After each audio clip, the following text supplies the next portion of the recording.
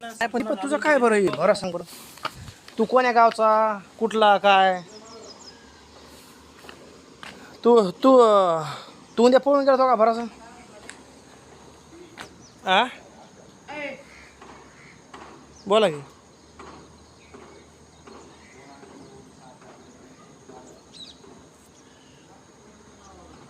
आ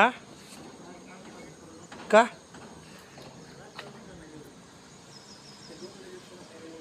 दोन गाड्याच्या वर लावूच नका म्हणले त्यामुळे